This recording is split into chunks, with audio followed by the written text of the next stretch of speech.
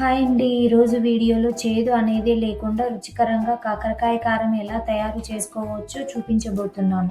తీసుకుని ఇలా రౌండ్ షేపులో ముక్కలుగా కట్ చేసుకోవాలి. ఇలా కట్ చేసుకున్న కాకరకాయ ముక్కలన్నిటిని డీప్ ఫ్రై చేసుకోవాలి. క్రిస్పీ అయ్యేంత వరకు లో టు మీడియం ఫ్లేమ్లో ఉంచి బాగా ఫ్రై చేసుకోవాలి.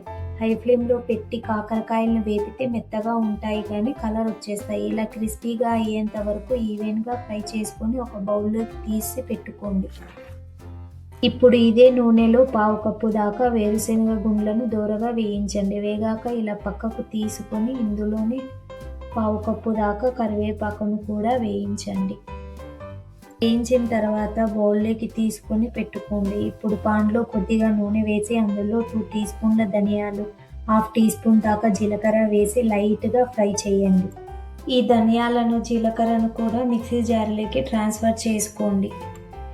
ఇందులో పావు కప్పు దాకా కారం వేసుకోండి. అలాగే 2 టీ స్పూన్ల దాకా సాల్ట్ను వేసుకోండి. ఇందులోనే 1/4 కప్పు దాకా వెల్లుల్లిపాయలను పొట్టుతో పాటుగా వేసేయండి. ఇందులోకి ఒక నిమ్మకాయ సైజ్ అంత చింతపండును వేసుకోండి. ఇప్పుడు ఇందులోకి మనం వేయించుకుని పక్కన పెట్టుకున్న వేరుశనగ గుండ్లను సగం వరకు వేసుకోండి. ఈ వేరుశనగ గుండ్లతో పాటు కొద్దిగా మనం ఫ్రై చేసుకున్న కరివేపాకును కూడా వేసుకోవాలి. తర్వాత మనం ఫ్రై చేసి పెట్టుకున్న కాకరకాయ ముక్కల్ని కొద్దిగా పక్కన తీసి మిగిలిన వాటి నుంచి కూడా మిక్సీ జార్లో వేసుకోండి. అన్ని వేసిన తర్వాత కొంచెం కోర్సుగా గ్రైండ్ చేసుకోవాలి. బ్లెండ్ చేసుకొని ఒక బౌల్లో తీసుకొని ఇప్పుడు మనం పక్కన పెట్టుకున్న పల్లీలని, కరివేపాకుని, కాకరకాయ ముక్కల్ని వేసి మిక్స్ చేసుకోండి. అంతే, ఎంతో సింపుల్గా టేస్టీగా ఉండే కాకరకాయ కారం రెడీ అయిపోయింది.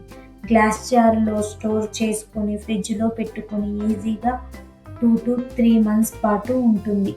కాకరకాయ కారాన్ని ఒక్కసారి చేసి పెట్టుకుంటే 2-3 నెలల పాటు స్టోర్ చేసుకోవచ్చు. ఎప్పుడు కావాలంటే అప్పుడు, కూరగాయలు లేనప్పుడు లేదా వంట చేయడానికి టైం లేనప్పుడు జస్ట్ అన్నం వండేసి పెట్టుకొని ఈ కాకరకాయ పొడితో చక్కగా అన్నాన్ని లాగించేయచ్చు. వీడియో నచ్చితే లైక్ చేయండి. మా ఛానల్ని సబ్స్క్రైబ్ చేసుకోవడం మర్చిపోకండి.